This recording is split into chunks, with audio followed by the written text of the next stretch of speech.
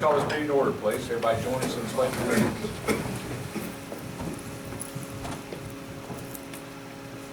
Pledge allegiance to the flag of the United States of America and to the republic for which it stands, one nation, under God, indivisible, with liberty and justice for all. Very good. Thanks, everybody.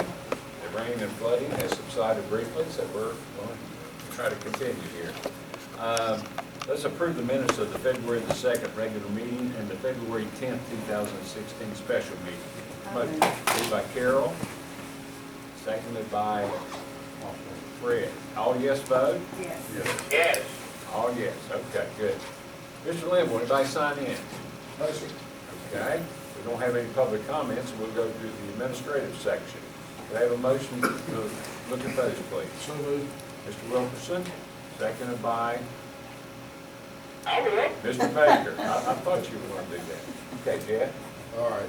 Item A, school volunteers who on occasion may also serve as bus chaperones for athletic events, academic competitions, or school outings, and have completed volunteer orientation. Item B are out-of-county student transfers. Item C is Marshall University student Amy Lambert to perform 35 hours observation at Lincoln County High School second semester. Item D is a revised salary schedule number 17 to reflect changes for National Board Certified Student Support Professionals, school counselors, which is attached. So let me explain what that is. You all know that teachers can become nationally board certified, and the state provides a $3,500 supplement for those teachers, and our county has always matched that for a total of $7,000 a year. What's now possible for counselors to go through the very same process and become nationally board certified as a counselor. So this reflects the change, and the state provides a $3,500 supplement to the counselor, and the school system will match it. That's what that one pertains to. Item E is for the following employees for out-of-state travel. I won't read all those. And that's all. That's all the items. All right, anybody have any other questions about any of the administrative items? I think the counselor was probably the only one that was a little bit, had to have a little bit of updating on, but everything will be good. Okay, in that case, I'll call for a motion. Is that an all yes on administrative items? Yes. Yes. All yes on those. Okay, let's go to finance. Do you have a motion? I move. Carol made a motion. Second by Fred. Mr. Lemon. Item A, schedule of invoices totaling $654,281.85. Attachment, invoices are available for public review at the county office. He is good. Okay, no one has any questions on the finance things, then I'll call for a question on those. Is that an all yes vote on the finance items? Yes. All yes for item 2? Yes. Okay. All right, personnel, motion please. So moved. Larry? Second by Fred. Jeff? Or Bill, I'm Item sorry. A, employment of short, long-term substitute personnel. B, employment of professional personnel. C, transfer of professional personnel. D, transfer of service personnel. E, employment of substitute service personnel. F, employment of extracurricular personnel. And G, resignations or retirements. Just looking, these are all resignations here. Extracurricular things. Okay, anybody have any questions about any of those items? Not then, I'll call for a question on the personnel items. Is that an all yes on the personnel items? Yeah. Okay. Mr. Limble, you want to say anything about your handout there? Yes, passed out the same handout. If you look at the red on that, that's positions we know for next year, but with some of the rifts we've had and some of the abolished positions, we're in pretty good shape right now. Those two red ones are people that are, the science at Hamlin was Tana Davis, who is retiring, and the math at Duval was Harold Bell, who will be coming to Hamlin next year. So that'll be, he'd already been hired for Hamlin, so it'll be a vacancy at Duval next year. How are you handling the resignation of Duval DK2A teacher? Ashley Turley, that's a science teacher, and we have a young lady that subbed last year in Boone County, almost a whole year in a science position, as a special ed science position, and she's in that position now, but we will be posting it. trying to- And I noticed you don't have anything on here, it's pretty nice. Yeah. Do I have anything else for Bill on that? All righty. Okay, we're down to the comments and concerns. Board members, anybody have anything? Carol? I just have something I wanted to share with you all. I don't know if it would be feasible to do it here or if we could do it here. But Heather teaches, or she's with the Kentucky schools there. And they have what's called traditional non-instruction days that they use for their snow days. And she said for short, they call them snow learning days. And what they do, at the beginning of the year, they have a project for every student to do. And they're to work on these on those snow days, and they present it then to their state board. And they approve, she said they're approving five a year now, but they're gonna ask for more this year. I saw that on the news back in the fall. I don't know that that's an option in West Virginia, but I don't something we can look at. I'll look into it. The teachers still have to come in, and she said their teachers will complain because they have to come in, they come in at 10 o'clock. And she tells them, well, go get you a real job and see if you can stay home. Then come in. Yeah, but I thought if we could do that, if we could, but the kids have to work on it. And she said there is one class that they can do on the computer, what time they're home. She said they did it last year for the first time, and they had a few things they had to tweak about it, but this year it was going real smooth. And they can count that as 5 days, right? Yeah. And that's something we'd have to look, because it might require legislative action. It There's might be. several bills I think they've been affected on the minutes and all those things, would be something like that. They may be looking at alternatives, so. we kind of pass That's worth, them yeah, on. I'll check into it. This, maybe at the school board conference, we can That's about that. see if there's anything about that. All right, anybody have anything else? Okay, Mr. McGee. Let's talk about snow, floods, school calendar revisions, and let me give you the latest.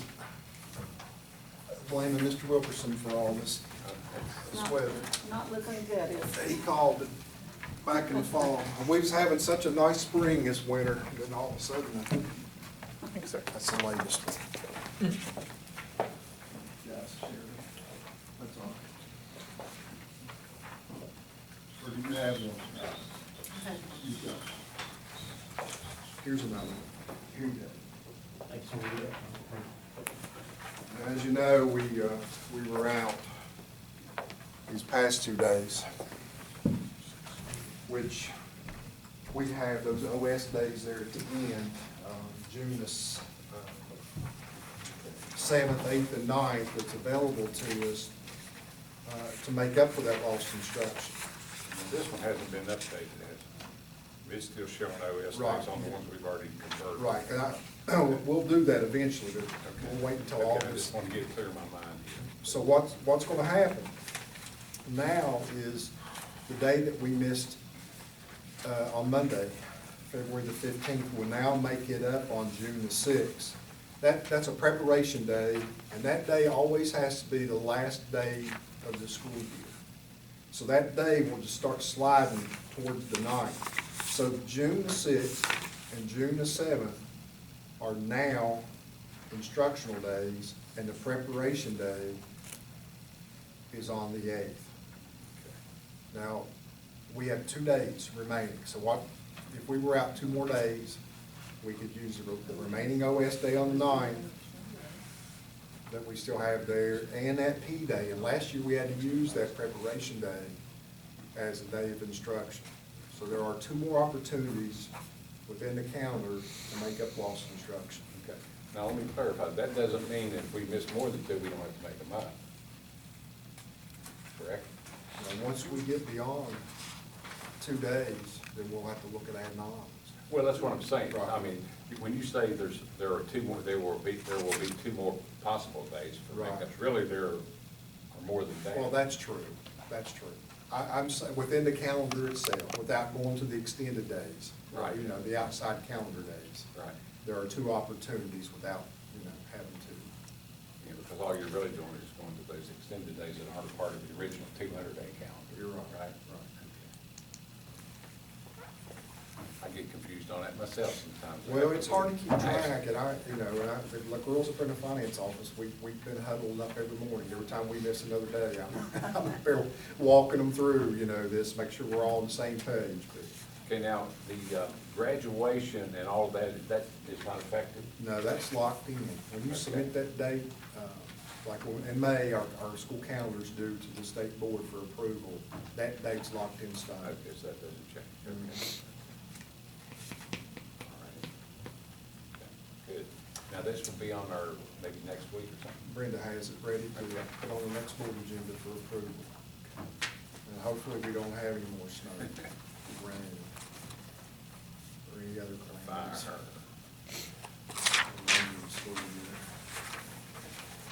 But I'm not gonna hold my breath.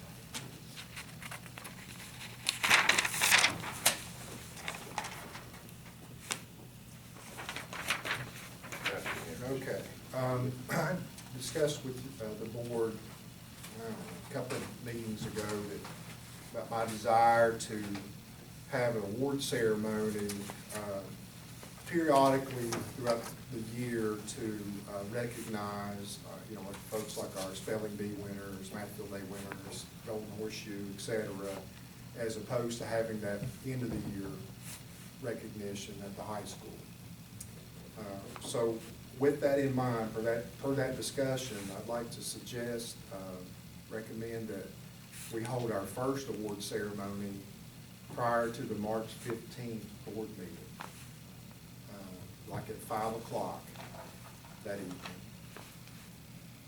And we would recognize our spelling bee, our math field day, our Martin Luther King State Poster Contest winners. Our high school students place first, second, and third in the state, as well as we have a national merit finalist at Lincoln County High School, Caleb Cook. I'd like to recognize him that evening, if that'll be okay with the Now, board. what day was that? It's March the 15th at 5 p.m. So we recognize those students and then have some refreshments prior to the beginning of the board meeting, That'd just be held here, right? right here. Now, is that the same, one of our public hearing dates also, but that wouldn't conflict with that, No, it'd be afterwards, right? Right, but it is one of our public hearing dates for the calendar. The last one, as a matter of fact. Okay, I think that would be better, and I hate to keep bringing up Kentucky, but Heather said that's what they do. With the board meetings, they recognize the kids, that gets parents into the meetings, and she said that directors have to come to every meeting that they have, and a teacher has to go at least to one a month. Oh, really? The teachers are required? Has to be there at least one board meeting a month. She said, "You mean your teachers don't come?" And I said, "Why not?" That's They're it. not gonna come. There's Dallas. Is that Dallas? Yeah. There's Kirk, there's folks we've represented in both categories. Director. Parent. And a parent. Yeah. We got it covered here. We just want to talk about percentages. Can you do that within an hour? It's a small group, it's not very Yeah, I know. big. You'll have the refreshments and the awards. and Well, there's not gonna be that much teeth there. That's what he's worried about, Fred. Every time, Fred, every time. Just get some candy laid out. Yeah, I here. told you need some candy. I believe it'll go pretty quick. We're just talking about the first place winners for Matfield. That's not first, second, third, Oh, all. okay, So this okay, is okay. just the ones who were first Well, place. for that would grade make a level. difference, okay, sure. And, first and second place for the spelling bee, so we're talking about 2 students. 3 students in the poster contest, and then Caleb. How many is that? A dozen? Or so. Okay, We so can we'll, do it. all right. Okay. And then I'd like to request an executive session to give the board a legal update this evening. Let me ask one question. Going back to the awards, I read in the Lincoln Journal today, and made reference to Special Olympics being started again here in our county. Are you involved in that, Mr. Lambert, Ms. Sonic, or both? Partly, but Ms. Lowe's taking care of it, and Ms. Booth. Ms. Booth. They're going around the county and trying to have meetings at each school to try to get interest in it. Well, so we haven't established a date for that yet, have we? It's probably on our calendar. Oh, okay, but you have. Yeah, I'll double check and we'll email it to you. Will that be state sanctioned? Yes. It will be, good. That's good. Yeah, we're trying to get back in. We have to do 2 events, and one of them will be the